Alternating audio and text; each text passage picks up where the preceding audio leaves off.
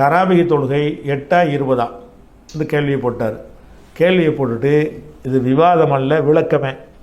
அதாவது 20 தான் ஆதாரம் எனக்கு எடுத்துகிட்டு தர்றார். நீங்கள் 8ன்னு சொல்கிறீங்க, அது தப்பு, 20 தான், அதுக்குரிய ஆதாரங்களை பாருங்கள் அப்படின்னு சொல்லிட்டு, இது விவாதம் இல்லை, நான் விளக்கம் தான் உங்களுக்கு தர்றேன் அப்படின்னு சொல்லிட்டு நமக்கு அனுப்பியிருக்கார்.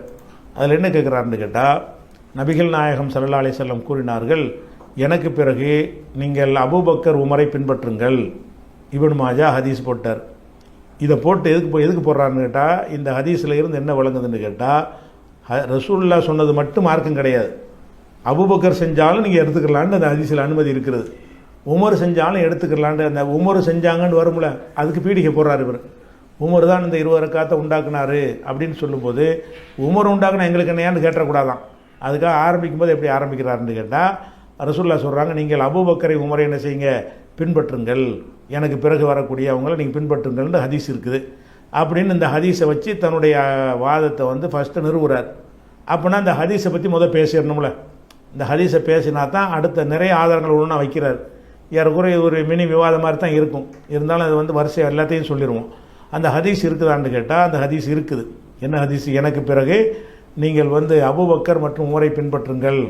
அந்த ஹதீஸ் எப்படி இருக்குன்னு கேட்டால், ரசூலுல்லாஹ் சொல்கிறாங்க, இக்தது, நீங்கள் பின்பற்றுங்கள், பில்லதைனி மின் பாதி, எனக்கு பிறகு வரக்கூடிய 2 பேரை, அபீபக்கரின் உமர், அபூபக்கர் உமர் ஆகியோரை நீங்கள் பின்பற்றுங்கள் என்று ரசூலுல்லாஹ் சொல்லிவிட்டார்கள் என்ற ஹதீஸை ஒரு அஸ்திவாரமாக போடுறார்.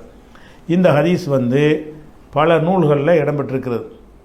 எந்த நூல்லாம் இடம்பெற்றிருக்குன்னு கேட்டால், முஸ்னத் அஹ்மதில் இருக்கிறது, திருமதியில் இருக்கிறது, பைஹக்கியுடைய சுனனுல் குப்ராவில் இருக்கிறது, ஹாக்கிமில் இருக்கிறது. இந்த 4 நூல்லையும் இந்த ஹதீஸு இடம்பெற்றிருக்கிறது. இந்த 4 நூல்லையுமே அறிவிக்கிறது யாருன்னு கேட்டால், அதாவது ரிபிஇ பின் ஹிராஷ். ரிபிஇ பின் ஹிராஷ் என்பவர் இதை முதல்ல அறிவிக்கிறது ஹுதைஃபாங்கிற ஒரு சஹாபி இதை சொன்னாராம். ரசூலுல்லாஹ் சொன்னதாக ஃபஸ்ட் அறிவிக்கிற அறிவிப்பாளர் யார்? ஹுதைஃபாட்டிருந்து கேட்டவர் யார்? ரிபிஇ பின் ஹிராஷுங்கிறவர் கேட்குறார். அந்த ரிபியிட்டேருந்து அறிவிக்கிறவர் யாருன்னு கேட்டால், அப்துல் மலிக் இப்னு உமைர் என்று அறிவிக்கிறார். அவற்றிருந்து ஜாயிதா, அவற்றிருந்து சுஃபியான், அவற்றிருந்து இமாம் அஹ்மது பின் ஹம்பல் அந்த ஹதீஸில் அந்த சங்கிலி தொடர் இருக்கிறது. இப்போ இந்த ஹதீஸ் எடுத்துக்கிட்டிங்கன்னா அந்த 4 நூல்லையுமே, எந்த 4 நூல்? அஹ்மது, திருமதி, பைஹக்கி, ஹாக்கிம், இந்த 4 நூல்லையுமே இந்த ஹதீஸ் இருக்குது. எப்படி இருக்குது? எனக்கு பிறகு நீங்கள் அபூபக்கர் உமரை பின்பற்றுங்கள், அபூபக்கர் உமரை பின்பற்றுங்கள்னு வந்துருச்சுன்னு சொன்னால், அவர் 20 ரக்காத் தொழலாம்னு வந்துடும்ல. அதுதானே பேசிக்க போகிறாங்க. ரசூலுல்லாஹ் சொல்லிவிட்டாங்கல்ல, நான் சொன்னதை மட்டும் கேளுங்கடா சொன்னாங்க, அபூபக்கர் சொன்னதையும் கேள்வி சொல்லிட்டாங்கல்ல அப்படின்னு சொல்வதற்காக வேண்டி இதை எடுத்து வைக்கிறாங்க. இதில் ஹுதைஃபாட்டிருந்து அறிவிக்கிறது ரிபி நல்ல ஒரு ஆள் தான். ரிபிகிட்டேருந்து அறிவிக்கிறது அப்துல் மலிக் இப்னு உமைர், அவர் நல்ல ஆள் தான். மீதி எல்லா ஆட்களும் நல்ல ஆட்கள் தான். ஆனால் என்ன குழப்பம்னு கேட்டால், இந்த ரிபி பின் ஹிராஸ் சொன்னதாக அறிவிக்கிற அப்துல் மலிக் என்பவர் ரிபி காலத்து ஆள் கிடையாது. என் காலத்தில் வாழ்ந்தவன் தான் என்னிடமிருந்து அறிவிக்க முடியும். என் காலத்திலேருந்து ஒருத்தன் அறிவிக்கிறான். எப்போ அறிவிக்கிறான்? எனக்கு 100 வருஷத்துக்கு பிந்தி ஒருத்தர் அறிவிக்கிறார். நான் சொன்னதாக, நான் சொன்ன அவருக்கு இப்படி தெரியும். நான் மூத்தா போய் 5 வருஷம் பிறகு அறிவிக்கிறார். என்னை பார்த்ததே இல்லை அவர், சொல்ல முடியுமா? அப்போ ரிபி பின் ஹிராஸ் காலத்தில் அப்துல் மலிக் இப்னு உமைர் என்பவர் சந்தித்தது இல்லை. அவங்க 2 பேருக்கு மத்தியில் சந்திப்பு கிடையாது, காலத்தால் அவங்களுக்கு வித்தியாசம் இருக்கிறது அப்படின்னு சொன்னால், இதில் கேட்காத ஒன்றை அறிவிக்கிற ஒரு ஆள் பேரில் சொல்லுகிறாரு, அவர்கிட்ட இவர் கேட்கலை. அப்படின்னா என்ன அர்த்தமாக இருக்குன்னு, இடையில யாரையும் விட்டுருப்பார். இடையில ஒரு ஆள் விடுபட்டு என்ன ஆயிரும்? பலவீனம் ஆயிரும்ல. அந்த விடுபட்ட ஆள் யார்? பொய்யரை கூட இருக்கலாம், அட்ரஸ் இல்லாத ஆள் இருக்கலாம், பலவீனராக இருக்கலாம். அப்போ அந்த மாதிரி இருக்கலாங்கும் போது அவர் யாருன்னு தெரியலை. இவர் சந்திக்கலைன்னு சொன்னால், சந்திக்காத ஒன்றை அறிவித்தது அவர் சொன்னார்னு அறிவிப்பாரே. ஆனால் அவர் சொல்லியிருக்க மாட்டார், சந்தித்தது இல்லை. அப்போ வேறு ஒரு ஆள் இடையில விடுபட்டிருப்பாங்க. ஒரு ஆள் விடுபட்டாங்க, ஹதீஸ் அடிபட்டு போயிருமே. அப்போ 4 கிதாப் இப்படி தான் வருது. இந்த 4 கிதாப்லையுமே ரிபி பின் ஹிராஷ் வழியாக அறிவிக்கிறது அப்துல் மலிக் பின் உமைர் என்பவர் ரிபி பின் ஹிராஷ் அவர்களை என்ன செய்யலை, சந்தித்தது கிடையாது. இந்த ஹாக்கிம் என்பவர் இந்த ஹதீஸை சஹீன்னு சொல்கிறார், ஜஹபியும் சரின்னு சொல்கிறாரு. எதை வச்சு சரிங்கிறாங்கன்னு கேட்டால், இந்த ஆட்கள்லாம் கரெக்டான ஆட்கள், அதை வச்சு சொல்கிறாங்க. ஆனால் இடையில் ஆள் விட்டது கவனிக்கலை. அதில் உள்ள இஸ்னாத் அறிவிப்பாளர் தொடர் கரெக்டாக இருக்குங்கிறாங்க. அறிவிப்பாளர் தொடர் கரெக்டாக இருந்துட்டு போகுது, ஒரு ஆளை காணாமல் ஒரு ஆள் விடுபட்டிருக்காரு, அந்த பலவீனத்தை கவனிக்காமல் சில பேர் என்ன செய்கிறாங்க, இதை சரின்னு சொல்கிறாங்க. இல்லைன்னு என்ன செய்யணும், இவங்க 2 பேருக்கு வந்து சந்திப்பு இருக்குன்னு காட்டுங்க. ரிபி பின் ஹிராஷ் என்பவரிடமிருந்து அப்துல் மலிக் பின் உமைர் என்பவர் கேட்டிருக்கிறாரு, பார்த்திருக்கிறாரு, அறிவித்திருக்கிறார் என்பதற்கு என்ன செய்யணும், ஆதாரத்தை எடுத்து போடணும். எந்த அறிஞரும் அப்படி எந்த ஒரு நற்சாரணும் இதுக்கு ஒரு ஆதாரத்தை கொடுக்கவே இல்லை. அப்படி இருக்கும் பொழுது இது தொடர்பு அறிந்த ஹதீஸுகள் அப்படின்ட்டு ஆயிடுது. சரி, இந்த 4 ஹதீஸுமே இப்படி வந்துருச்சு. இது இல்லாமல் இது ஹுதைஃபா அறிவிக்கிற ஹதீஸ் தானே பார்த்தோம். இப்னு மசூத் அறிவிக்கிற மாதிரியும் இந்த ஹதீஸ் இருக்கிறது. அந்த ஹதீஸை பொறுத்த வரைக்கும் இது வந்து திருமதியில் இருக்கிறது, தப்ரானியில் இருக்கிறது, ஹாக்கிமில் இருக்கிறது. இந்த 3 அறிவிப்பு எப்படி இருக்குன்னு கேட்டால் அது வந்து இவர் இது யார் அறிவிக்கிறது, இப்னு மசூத். சஹாபி யார், இப்னு மசூத்.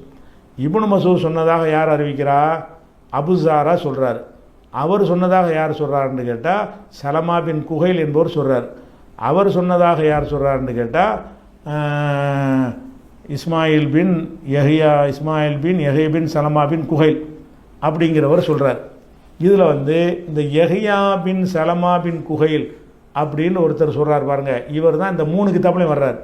அதாவது இப்னு மசூத் சொன்னார்கள்னு வரக்கூடிய அறிவிப்பில் அறிவிக்கக்கூடிய அறிவிப்பாளர் வரிசையில் ஒரு ஆள் வர்றாரு, யஹ்யா. அவங்க வாப்பா பேர் சலமா, அவருடைய வாப்பா பேர் குஹைல், குஹைலுடைய பேரன் சலமாவுடைய மகன் என்ற யஹ்யா அறிவிக்கிறார்னு வருது. இவர் யாருன்னு கேட்டால் இவர் ஒரு பலவீனமான ஒரு ஆள், நம்பகமான ஆள் கிடையாது அப்படின்னு ஹதீஸ்களை அறிஞர்கள்லாம் சொல்கிறாங்க. அப்போ அபூபக்கர் உமரை பின்பற்றுங்கள்னு சொல்வதற்கு 2 ஹுதைஃபா அறிவிக்கிற ஹதீஸ் வருது, அதில் வந்து 2 பேருக்கு தொடர்பு இல்லை. இப்னு மசூத் அறிவிக்கிற ஹதீஸு 3 கிதாபில் வருது. ஆனால் அதில் வரக்கூடிய அந்த ஒரு ஆள் என்னவா இருக்கார், யஹ்யாங்கிறவர் பலவீனமாக இருக்கார். இன்னொரு ஹதீஸ் வந்து ஹுதைஃபா அறிவிக்கிறதா வருது. அந்த ஹதீஸில் வந்து பைஹக்கியில் வருது, ஹாக்கிமில் வருது. அதில் என்ன பிரச்சனை வருதுன்னு கேட்டால் ரிபி பின் ஹிராஷ் தான் அறிவிக்கிறார். ஹுதைஃபாட்டிருந்து ரிபி பின் ஹிராஷ் அறிவிக்கிறார். அவர்கிட்ட இருந்து அவரது அடிமை அறிவிக்கிறார், அவருடைய அடிமை ஹிலால் அறிவிக்கிறான்னு வருது. அப்படின்னா யார், அவருடைய அடிமை ஹிலால்னா யார், எப்போ பிறந்தார், அவருடைய நாணயம் என்ன, அவருடைய நேர்மை என்ன, அவருடைய வரலாற்று குறிப்பு என்னடா ஒன்றுமே கிடைக்கல. அப்போ இவருடைய யாருமே நற்சான்று அளிக்கலை. இவர் ஏறக்குறைய வந்து யாருன்னு தெரியாத ஆள், அட்ரஸ் இல்லாத ஆள். அது ரிபி பின் ஹிராஸ் சொன்னதாக அவர் அடிமை ஹிலால் அறிவித்தார்னு ஹதீஸில் வருது. அவர் அடிமை ஹிலால் யாருப்பா, அவர் பெரிய அறிஞரா, ஒரு மார்க்க ஹதீஸ் அறிவிப்பாளர்கள் உள்ளவரா, நினைவாற்றல் உள்ளவரா, நேர்மையானவரா என்கிற மாதிரியான எந்த ஒரு குறிப்பும் அவரை பற்றி கிடைக்கவில்லை. ஒரு ஆளை பற்றி குறிப்பு கிடைக்கல என்று சொன்னால் அந்த ஹதீஸ் வந்து பலவீனமாயிரும். அப்போ இந்த 3 தான் மொத்தமே அந்த அபூபக்கர் உமரை பின்பற்றுங்கள்னு சொல்லக்கூடியது வந்து இந்த 3 ஹதீஸ் தான் வருது. இந்த 3 ஹதீஸ்லையுமே என்ன வருதுன்னு கேட்டால், ஒரு ஹதீஸில் ஹுதைஃபா அறிவிக்கிறாரு, அதில் வந்து ஆள் இடையில விடுபட்டிருக்கு. இன்னொரு ஹதீஸ்லையும் ஹுதைஃபா அறிவிக்கிறாரு, அதில் அவருடைய அடிமை ஹிலாலுங்கிறவர் யாருன்னு தெரியலை. இன்னொரு ஹதீஸை வந்து இப்னு மசூத் ஒரு ஹதீஸ்னால் 4-5 கிதாபில் வரும். இப்னு மசூத் அறிவிக்கிற ஹதீஸ் ஒரு 4-3 கிதாபில் வருகிறது. அதில் என்ன வருதுன்னு கேட்டால் யஹ்யாங்கிற ஒரு பலவீனமான ஒரு ஆள் வர்றார். அப்போ இந்த அபூபக்கர் உமரை பின்பற்றுங்கள் என்கிற கான்செப்டை இல்லைன்னு ஆயிடுச்சு. அது போக நம்ம அவங்கள பின்பற்றணும், மார்க்கம் பூர்த்தி ஆகி போச்சு. பூர்த்தி ஆச்சு போனதுக்கு என்ன அர்த்தம், அல்லாஹ் ரசூலை தவிர யாருக்கும் மார்க்கத்தில் அதிகாரம் இல்லை, ரைட் இல்லைன்னு தானே அர்த்தம். மார்க்கம் பூர்த்தி ஆச்சுன்னு சொன்னால் அல்லாஹ் வந்து எந்த குறையும் வைக்கலை, ரசூல்லா எந்த குறையும் வைக்கலை என்று தானே அர்த்தம். அப்போ லா இலாஹ இல்லல்லாஹ் முஹம்மது ரசூலுல்லாஹ்ங்கிற அந்த அடிப்படைக்கு நெருக்கமாக உள்ளது என்ன, அபூபக்கரை பின்பற்ற தேவையில்லை, உமர் அவங்களெல்லாம் பின்பற்ற தேவையே இல்லை. அவங்களுக்கு வஹி வராது. ரசூலுல்லாவுக்கே வஹி இல்லாத விஷயங்கள் நம்ம ஏற்றுக்கிற மாட்டோமே. வஹி இல்லாமல் கோதுமை ரொட்டி சாப்பிட்டாங்கன்னா சுன்னத்து நம்ம யாராவது சொல்லுவோமா, அது வஹி இல்லை. அந்த ஊர் வழக்கப்படி அதை சாப்பிட்டார்கள். இங்கே வந்து அதோட சோறு சாப்பிட்ருப்பார்கள். அப்படி எடுத்துக்கொள்கிற ஒரு விஷயமாக பார்க்குறோம். அதனால் அந்த தராவி 20ங்கிறவர் எதை ஆதாரம் காட்டுறாருன்னு கேட்டால் இந்த ஒரு ஹதீஸ் தான் ஆதாரமாக முதல்ல பேசிக் போடுறார். சஹாபாக்கள்லாம் தப்பு செய்வாங்களான்னு காட்டுறதுக்காக வேண்டி அபூபக்கர் உமரை போட்டுட்டு, அப்போ அபூபக்கர் உமர் வந்து நெஞ்சாராம் அது 20 தொழுதாருன்னு அதுக்காக கொண்டாந்து போடுற பீடிகை இது ஒரு போக்கான ஒரு ஹதீஸ். அடுத்து என்னென்னு கேட்டால் இன்னொரு ஹதீஸை கொண்டே போடுறார். என்னுடைய எதுக்குன்னு கேட்டால் அலிரலில்லானுலாம் அந்த 20 தொழுதா சில ஹதீஸுகள் வருது. அதுக்காக என்ன செய்கிறாருன்னு கேட்டால் அதுக்கு ஒரு ஹதீஸை போடுறார். கேள்வி கேட்டவர், என்னுடைய வழிமுறையையும் நேர் வழிபற்ற ஹலீஃபாக்களின் வழிமுறைகளையும் பற்றி பிடித்து கொள்ளுங்கள் அப்படின்னு திருமதியில் ஹதீஸ் இருக்குது. அப்போ இந்த ஹதீஸ் எதுக்கு நிறுவுறாருன்னு கேட்டால் ஹலீஃபாக்களை பின்பற்றலாம் என்று வந்துவிட்டால் அபூபக்கர் சொன்னாலும் பின்பற்றலாம், உமர் சொன்னாலும் பின்பற்றலாம், உஸ்மான் சொன்னாலும் பின்பற்றலாம், அலி சொன்னாலும் பின்பற்றலாம். அப்போ அவங்க வந்து ரசூலுல்லாஹ் 8 ரக்காத் தொழுதுருந்தால் கூட அவங்க 20 தொழுதாங்கன்னா இந்த ஹதீஸ் அனுமதிக்குதுல. குலஃபாக்களை பின்பற்றுங்கள்னு வர்றதுனால நம்ம என்ன செய்வோம், அதை வந்து நம்ம எடுத்துக்கொள்ளலாம்னு சொல்லி இந்த ஒரு ஹதீஸையும் பீடிகையாக என்ன செய்கிறாங்கன்னா போடுறாங்க. இந்த ஹதீஸை பொறுத்த வரைக்கும் இதனுடைய அறிவிப்பாளரில் குறை கிடையாது. இது கரெக்டான ஹதீஸ் தான். குலஃபாக்களை பின்பற்றுங்கள், எனக்கு பிறகு குலஃபாக்களை பின்பற்றுங்கள் வரக்கூடியது அறிவிப்பில் குறை கிடையாது. ஆனால் இவர்கள் சொல்லக்கூடிய அர்த்தத்தில் அது வந்திருக்கான்னு கேட்டால் அந்த அர்த்தத்தில் இது வரல. எந்த அர்த்தத்தில் வந்திருக்குது என்று கேட்டால் அந்த ஹதீஸை நீங்கள் எடுத்து பாருங்கள். அந்த ஹதீஸுடைய வாசகத்தை நீங்கள் பார்த்தாலேயே அதனுடைய அர்த்தம் என்னன்றது நமக்கு விளங்கிடும். என்ன வருதுன்னு கேட்டால், அதாவது ரசூலுல்லாஹ் சொல்கிறாங்க, ஒரு நாள் பிரச்சாரம் செய்தார்கள். பிரச்சாரம் செய்யும் பொழுது கண்களில் கண்ணீர் வர்ற அளவுக்கு எங்களுக்கு இருந்தது பிரச்சாரம். அப்படி உள்ளங்கள்லாம் நடுங்க ஆரம்பிச்சிச்சு. அந்த அளவுக்கு இறையச்சத்தை ஊற்ற விதமாக ரசூல் ஸல்லல்லாஹு அலைஹி வஸல்லம் அவர்கள் ஒரு பிரச்சாரம் பண்ணுறாங்க.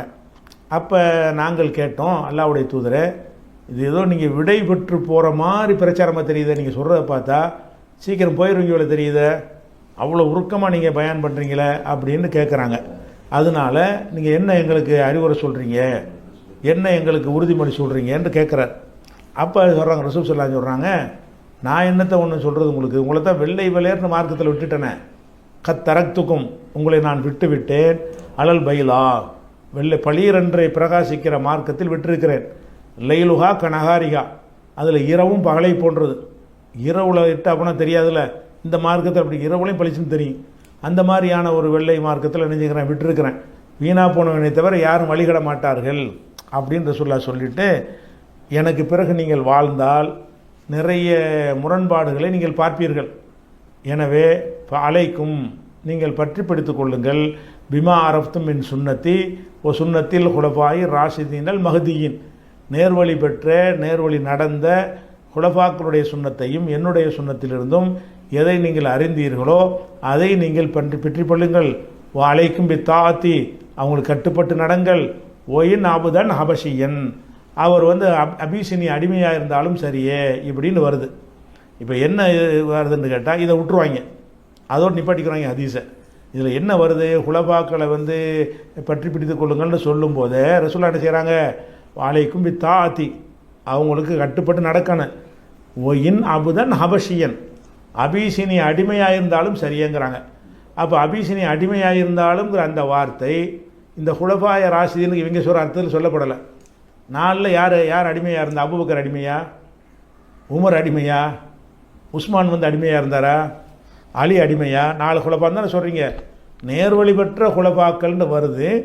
நேர்வழி பெற்ற குலஃபாக்கள் என்பது நீங்கள் என்ன வழங்கிட்டு சொல்கிறீங்க, அபூபக்கர் உமர் உஸ்மான் அலியை குறிக்குன்னு சொல்கிறீங்க. அவர்களை குறிக்குமாக இருந்தால் அந்த குலஃபா அபிசினி அடிமையாக இருந்தாலும் நீ பின்பற்றுன்னு இப்படி சொல்லுவாங்க. அப்போ இது பொதுவாக ஆட்சியாளர்கள், நேர்வழியில் நடக்கிற ஆட்சியாளர்கள் இருந்தாங்கன்னா அவங்க சொல்ல கேட்டு அரசாங்க விஷயத்தில் கட்டுப்பட்டு நடங்க. அவர் அடிமை சொன்னாலும் அடிமைன்னு பார்க்காதீங்க, உங்களுக்கு கலீஃபாக ஒரு அடிமை வந்துடுவார், ஆனால் ஒரு நல்ல நேர்வழி பெற்றவராக இருக்கணும், சரியான கொள்கை உள்ளவராக நல்ல மனுஷராக இருக்கணும். அப்படி இருந்தால் கட்டுப்படுங்கள்னு சொல்கிறாங்க. அப்போ அதில் இந்த வாசகம் எதை காட்டுதுன்னு கேட்டால், இது வந்து 4 கலீஃபாக்களை குறிக்கின்ற வச்சு தானே வாதம் பண்ண வர்றீங்க. 4 கலீஃபாக்களில் யாரும் வந்து அடிமையாக இருக்கலை, விலைக்கு வாங்கப்பட்ட அடிமையாக இருக்கவில்லை. அப்போ அடிமையாக இருந்தாலும் கட்டுப்படுங்கள்ன்ற அந்த வாசகத்திலிருந்து இது வந்து அந்த ஹலீஃபாக்கள்ன்ற நம்ம 4 குலஃபான்றமே அந்த குலஃபாக்களை சொல்லக்கூடிய ஹதீஸ் இல்லை. பிறகு வரக்கூடிய ஆட்சியாளர்கள், கியாமத் நாள் வரைக்கும் வரக்கூடிய ஆட்சியாளர்கள், அவன் அடிமையாக இருந்தாலும் பரவாயில்லை, அவங்களும் கட்டுப்பட்டு நடங்க அப்படின்னு சொன்னால், அப்போ இப்போ இதை வைத்துக்கொண்டு என்ன செய்யலாம், இன்றைக்கி ஒரு கலீஃபா என்ன செய்வார், தராவிக 40 ரக்காத்துன்னா ஏற்றுக்குருவீங்களா உங்கள் கருத்து பிரகாரம்? அப்போ என்ன சொல்லுவீங்க, இது மார்க்க விஷயத்துக்கு வராது. அதை தான் இது அரசியலுக்குள்ள விஷயம். இது ஆட்சி தலைவருக்கு கட்டுப்படுற ஒரு ஹதீஸ் தானே தவிர மார்க்கத்தை எதுக்கு அவருக்கு போய் கட்டுப்படணுங்கிறேன். மார்க்கத்தை கட்டுப்படுறதுக்கு வந்து அவங்களுக்கு என்ன ரோல் இருக்குது, அவங்களுக்கு வகி வருமா அப்படிங்கிறதே ஒன்று பார்க்கணும். அது போக முந்தின ஆரம்பமே இப்படி வருது, இந்த ஹதீஸுடைய துவக்கமே இப்படி வருது, உங்களை வெள்ளை விளையர்னு விட்டுட்டு போயிருக்கிறேன் அப்படின்னா என்ன அர்த்தம், எவரும் தேவையில்லை மார்க்கத்துக்குன்னு அர்த்தம். இந்த ஹதீஸிலேயே முற்பகுதியே எப்படி ஆரம்பிக்குதுன்னு கேட்டால், தரக்துக்கும் அலல் பைலா வெள்ளை வெளியேறென்று விட்டு போயிருக்கிறேன், இருட்டு கூட பகலை போல் இருக்கும். அப்படி இருக்கும்போது அப்போ இன்னொருத்தர் பின்பற்றானு அதுவே தான் பளிச்சுன்னு இருக்குதே. பளிச்சுன்னு இருக்குன்னு சொல்லிவிட்டு இதை சொன்னாங்கன்னு சொன்னால் மார்க்க விஷயமா இருக்குமா? இது மார்க்கம் தெளிவாக இருக்குது. மார்க்கம் இல்லாத நிர்வாக விஷயங்களில் வந்து ஆட்சி தலைவர்கள் சொல்வதுக்கு நீ கேட்டு நடங்க, அபிசினி அடிமையாக இருந்தாலும் பாருங்கள் அப்படி சொல்லிட்டு இன்னும் சொல்கிறாங்க ரசூல் ஸல்லல்லாஹு அலைஹி வஸல்லம், மூமின் எப்படி இருக்க வேண்டும் என்று கேட்டால் மூக்கணாங்கயிறு போடப்பட்ட ஒட்டகத்தை போல் இருக்கணும். எந்த பக்கம் இழுத்தாலும் அது போயிடும். ஒட்டகத்தை சும்மா பிடிச்சேன்னா உங்களால் பிடிக்க முடியாது. உங்களுக்கு மாடை வேண்டாம் வச்சுக்கிறேங்க, நமக்கு ஒட்டகம் இல்லாதனால. மூக்கணாங்கயிறு போடாத மாடை உங்களுக்கு பிடிக்க முடியுமா? பிடிக்க முடியாது. மூக்கணாங்கயிறு போட்டாங்கன்னா அதை கைத்தை இழுக்கும்போது உசுறு போகிற மாதிரி அந்த மாட்டுக்கு வலிக்கும், நம்ம கட்டுப்பட்டுரும். மூக்கணாங்கயிறை பிடிச்சி என்ன செய்வாங்க? மாட்டை கொண்டு போவாங்க. ஒரு மூமின் எப்படி இருக்க வேண்டும் என்று கேட்டால் இன்னமல் மூமினும் கல் ஜமலில் அனிஃபி, அந்த மூக்கணாங்கயிறு போடப்பட்ட ஒரு ஒட்டகத்தை போல் அவன் இருக்கணும். ஹைசுமா உன் கைத இன்காத, எங்கிட்டெல்லாம் இழுக்கப்படுகிறான் அங்கிட்டலாம் போகணும்னு சொல்ல வருது. இப்படி தான் மூமின் இருக்கணும். அப்போ ஒரு மூமின் வந்து எங்கிட்ட இழுத்தாலும் முழுதுவன்னா முழுதுவ போயிடணுமா? தர்காவுக்கு கொண்டா தர்காவுக்கு போயிடணும்னு அர்த்தமா? அப்போ இது எதுக்கு உள்ளது? நிர்வாக விஷயத்துக்கு உள்ளது. நிர்வாக விஷயத்தில் தலைமை கட்டுப்படுங்க. நிர்வாகம்னு எந்த நிர்வாகம்? ஆட்சி அதிகாரம். அரசாங்கம் நடத்துகிறாங்கன்னு வைங்களேன், அரசாங்கத்துக்கு கட்டுப்படாமல் நீ பாட்டுக்கு எதுக்கிட்டு புரட்சி பண்ணிக்கிட்டு இருந்தீங்கன்னு சொன்னால் கஷ்டப்பட்டு உண்டாக்குன அந்த கவர்மெண்ட்டு செதஞ்சு போயிடும். இஸ்லாமிய குற்றவியல் சட்டங்கள் எல்லாத்தையும் நிறைவேற்ற வேண்டி இருக்கிறது. அதெல்லாம் செய்வதற்கு அரசு கட்டுக்கோப்பாக இருக்கணும். அப்போ எல்லோரும் என்ன செய்யணும்? ஒட்டகம் மாதிரி கட்டுப்பட்டு மூக்கணாங்கயிறு போடப்பட்ட மாதிரி நீங்கள் இருந்துக்கிறங்கிறாங்க. அப்போ இதில் சொன்ன எல்லா விஷயங்களுமே ஹதீஸ் சரியாக இருந்தாலும் நீங்கள் சொல்கிற கருத்தில் இல்லை. முதல்ல அபூபக்கர் உமர் உஸ்மான் அலி அது குறிப்பிடலை. ஏன்னா அவங்களில் யாருமே அபிசினி அடிமையாக இருக்கவில்லை. அபிசினி அடிமையாக இருந்தாலும் சரியேன்ற வாசகத்தை கொண்டு பார்க்கும் பொழுது பிறகு ஆட்சிக்கு வரக்கூடிய தலைவர்கள் அபிசினி அடிமைகளாக வந்தால் கூட நீங்கள் அவங்க சொல்ல கேட்டு நடங்க, மூக்கணாங்கயிறு போட்ட ஒட்டக மாதிரி இருங்கன்னு சொல்கிறாங்க. அப்போ இந்த ஹதீஸை வைத்து கொண்டு என்னத்துக்கு வர்றாங்க? 4 கலீஃபாக்கள் 20 ரக்காத் தொழுதாங்கன்னு வரும்ல, அதெல்லாம் பலவீனமான விஷயம், அது ஒரு விஷயம். அதை நிறுவுறதுக்காக வேண்டி என்ன செய்கிறார் இந்த கேள்வி கேட்டவர்? இதை வந்து பாயிண்டாக எடுத்து போட்டுறார். 2வது பாயிண்ட். அடுத்ததாக என்ன செய்கிறாருன்னு கேட்டால் டாப்பிக்கு வந்துடுறாரு. என்ன வர்றாரு டாப்பிக்குன்னா அந்த தராவிக்கு ஒடியாடுறாரு. ரசூல்லா அப்படி சொல்லிட்டாங்களா? இப்போ ஆயிஷா நாயகி என்ன செய்கிறாங்கன்னு கேட்டால் ரசூல்லா வந்து 8-3 தொழுதாங்கன்னு வருது. இன்னொரு ஹதீஸில் என்ன வருதுன்னு கேட்டால் 20 ரக்காத் தொழுவார்கள்னு வருது. அவர் சொல்கிற வாதம் ரசூல்லா வந்து 8-3 தொழுதார்கள்னு ஒரு ஹதீஸ் இருக்கான், அது வழக்கமாக சொல்லுவோம்ல அது. அதுபோக ரசூல் ஸல்லல்லாஹு அலைஹி வஸல்லம் அவர்கள் 20 தொழுதார்கள்னு சொல்லி பைஹக்கி முஸன்னஃப் இப்னு அபி ஷைபா அதுலெல்லாம் வருது. இப்போ 2 முரணாக இருக்குது, 8-20 அதனால் இதை வச்சுட்டு சஹாபாக்கள் சொன்னதுக்கு நம்ம போயிடுவோம். 8 ஒரு ஹதீஸ் இருக்குது, அதே ரசூல்லா 20 தொழுதாங்கன்னு ஒரு ஹதீஸ் இருக்குது. 20, 8 2 மோதி கொள்ளுமே. ஆனால் அப்போ 2ஐயும் இதுக்கு வச்சுவிட்டு சஹாபாக்கள் எப்படி நடந்தாங்கன்னு பாருங்கள்.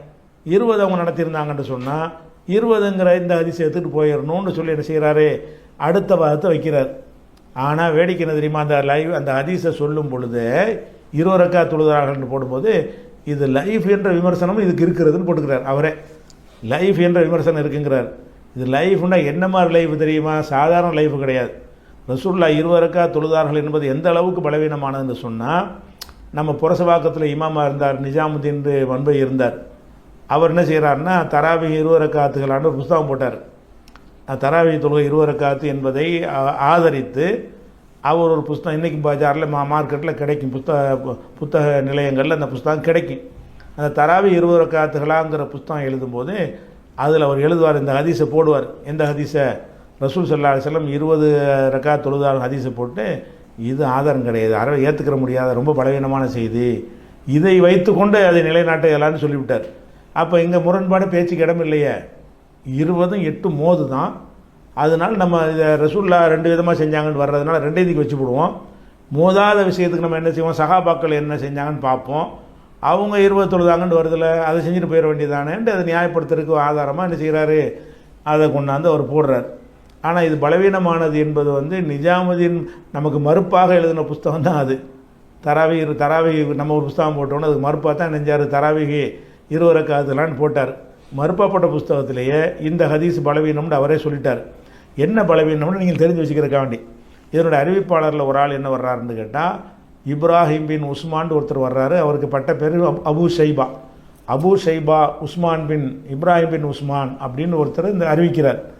இவரை பொறுத்த வரைக்கும் அஹ்மது பின் ஹம்பல், யஹ்யா பின் முயின், அபு தாவூது இவங்களெல்லாம் லைஃபுன் பலவீனம்னு சொல்கிறாங்க. அதே மாதிரி யஹ்யா பின் முயின் இன்னொரு தடவை சொல்லும்போது லைசபி சிக்கத்தின், இவர் நம்பிக்கையான ஆள் கிடையாதுங்கிறாங்க. புகாரி சொல்கிறாரு சக்கத்து அன்ஹு, இவரை பற்றி உண்மை வாய் மூடிக்கொண்டார்கள் அப்படிங்கிறாரு. திருமதி சொல்கிறாரு முன்கருள் ஹதீஸ், இவருடைய ஹதீஸ்லாம் நிராகரிக்கப்படணுங்கிறாரு. நசை தௌலாபிலாம் சொல்கிறாங்க மத்துருக்குல் ஹதீஸ், இவருடைய ஹதீஸை விட்டுறணும் அப்படிங்கிறாங்க. அபு ஹாத்தம் சொல்கிறாரு லைஃபுல் ஹதீஸ், இவர் பலவீனமான ஹதீஸ் சொல்கிறவர். தரக்கு ஹதீஸஹு, இவருடைய ஹதீஸை அறிஞர்கள்லாம் விட்டுட்டாங்க. ஒன்று ரெண்டு ஆள் சொல்ல, எல்லாரும் சொல்கிறாங்க. இவருக்கு நற்சான்ற ஒருத்தன் கொடுக்கல. காலல் ஜவுசஜானி சொல்கிறாரு சாக்கித்துன், ஆள் எடுபட்ட கேஸ், இவர் விழுந்தவர் அப்படிங்கிறாங்க. சாலிஹ ஜசராங்கிற சொல்கிறாரு ஹதீஸுன் லைஃபுன், இவர் பலவீனமான ஆள். லா யுகுத்தபு ஹதீஸுஹு, இவருடைய ஹதீஸ் எழுதப்படாது. இவர் ஹக்கம் வழியாக பல பொய்யான ஹதீஸில் அறிவித்திருக்கிறார். இதுலேயும் ஹக்கம் வழியாக தான் அறிவிச்சிருக்கார். இந்த 20 ரக்காத்துலையும் இவருக்கு அறிவித்த ஆள் யார் வரும்? ஹக்கம்னு வரும். அந்த ஹக்கம் வழியாக நிறைய பொய்யான ஹதீஸ்களை இவர் அறிவித்திருக்கிறார் அப்படின்னு சாலிஹ் சொல்கிறார். அபு அலி நைசாபுரி சொல்கிறாரு லைசபில் கவி, இவர் பல உறுதியான ஒரு ஆள் கிடையாது. ஷோபா என்பவர் மட்டும் இவர்கிட்டருந்து அறிவித்ததாக ஒரு செய்தி பரவுது. அப்போ ஷோபாட்ட போய் கேட்குறாங்க, நீங்கள் இந்த மாதிரி இந்த ஆள்கிட்டருந்து அபு சைபாட்டிருந்து அறிவிச்சிருக்கேன்னொன்னே அவருடைய சிலிர்த்து போய் என்ன செய்கிறாரு, அந்த ஆள் கேவலமான ஆள், அந்த ஆள் அவர்கிட்ட நான் அறிவிப்பேனா, அப்படி ஏதாவது பேப்பர் கிடையாது கிழிச்சு போட்டுரு, அவரிடமிருந்து அறிவிப்பதாக ஏதாவது கிடைச்சின்னா அதை கிழிச்சு போட்டுருங்கிறார். அப்போ இப்படி எல்லாரும் ஏகமானதாக சேர்ந்து பொய்யை சொல்கிறவர், இட்டுக்கட்டை அறிவிக்கிறவர், நிறைய விட்டுக்கட்டை அடிக்கக்கூடியவர் என்றெல்லாம் சொல்லக்கூடிய ஒரு ஆள் தான் ரசூலுல்லாஹ் 20 ரக்காத் தொழுதார்கள்ங்கிற ஒரு செய்தியை சொல்லக்கூடிய ஆள். அப்போ என்ன இருக்குன்னா ஹதீஸில் 20 ரக்காத்து ரசூலுல்லாவை சம்மந்தப்படுத்தி ஒரு ஹதீஸும் கிடையாது, அது ஹதீஸே கிடையாது. அப்போ 8 மட்டும்தான் இருக்குது. 8 மட்டும்தான் இருக்கும்போது ரசூலுல்லாஹ்ட்ட தெளிவான வழி இருக்கும்போது உங்கள் வாதப்படி அபூபக்கர்ட்ட ஏன் போகிறீங்க, உங்கள் வாதப்படி ஏன் உமர்ட்டதுக்கு போகிறீங்க? ரசூலுல்லாஹ் சொன்னது இருக்கும்போது அப்புறம் அடுத்தவங்க நமக்கு என்னத்துக்கு? ரசூலுல்லாஹ் சொன்னது 2 விதமாக இருக்குன்னு சொல்லி தானே சகாபாக்கள்ங்கிறீங்க. 2 விதத்தில் ஒரு விதம் இந்த லட்சணத்தில் இருக்க. அப்போ அது அடிபட்டு போயிடுச்சு. அடுத்து என்னென்னு கேட்டால் ஆதாரங்களை காட்டுறாரு. என்ன செய்கிறாருன்னு கேட்டால் உமரில் ஒன்று ஒன்றா முடிச்சல பாயிண்டை போட்டு விஷயத்துக்கு வர்றார்.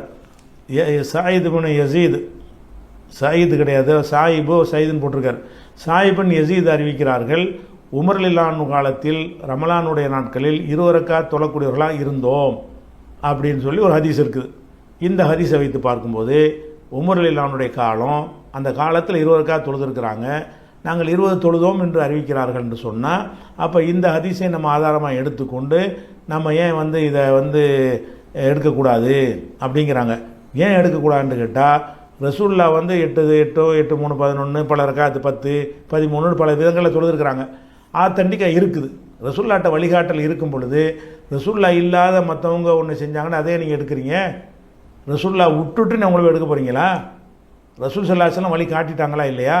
அதுலேயே அது அடிபட்டு போயிடுது. அடுத்து என்னென்னு கேட்டால் இந்த சாயிபுன்னு யசீது சொன்னாருங்கிறாங்கல்ல, அதில் என்ன வாசகம் வருதுன்னு கேட்டால் குன்னா நக்கூமு பி ஜமானி உமர், உமருடைய காலத்தில் நாங்கள் பி 20 ரக்காத்தன் 20 ரக்காத்தை உங்கள் வித்திரையும் தொழுது கொண்டிருந்தோம்னு ஹதீஸ் வருது. இந்த ஹதீஸில் அறிவிக்கிற ஒரு ஆள் யாருன்னு கேட்டால் சுனனு சூரா பைஹிக்கில் வருது. அப்போ அபு உஸ்மான் அம்ருபின் அப்துல்லாஹ் பஸரி இப்படிங்கிறவர் அறிவிக்கிறார். அபு உஸ்மானுங்கிறது ஒரு பட்ட பேர், அம்ருபின் அப்துல்லா என்பது அவருடைய சொந்த பேர். இவர் அறிவிக்கிறார். இவர் பலவீனமான ஒரு ஆள். உமர் காலத்தில் நாங்கள் தொழுதோம் என்கிற ஹதீஸ் பலவீனமாக இருக்கிறது. அதே நேரத்தில் இதே சாயிபுன் யசீதுவே வேற ஒரு ஹதீஸ் அறிவிக்கிறாரு. உமர்லினானவர்கள் உபைமுனு காபு அவர்களையும் தமீமு தாரி அவர்களையும் 11 ரக்காத்து தொழுவிக்கிற இமாமா நியமித்தார்கள்னு வருது. 20 ரக்காத்து நாங்கள் தொழுதோம்னு சில பேர் சொல்கிறதா வருது. அது பலவீனமாக இருக்குது. முஅத்தாவில் வரக்கூடிய ஒரு ஹதீஸ் ஆதாரபூர்வமான ஹதீஸ் எப்படி இருக்குன்னு கேட்டால் உபைமுனு காபு தமீமு தாரிங்கிற 2 பேரையும் மக்களுக்கு 11 ரக்காத் தொழுமாறு உமர் கட்டளையிட்டார்கள். உமர் கட்டளையிட்டதில் உமருக்கு சம்பந்தம் இருக்குமா? உமர் காலத்தில் யாராவது செஞ்சாங்கன்னா அதில் சம்பந்தம் இருக்குமா? அந்த உமர் காலத்தில் செஞ்சார்கள் என்பது பலவீனமாக வேறு இருக்குது. உமர் கட்டளையிட்டார்கள் என்பது வலுவாக வேறு இருக்கிறது.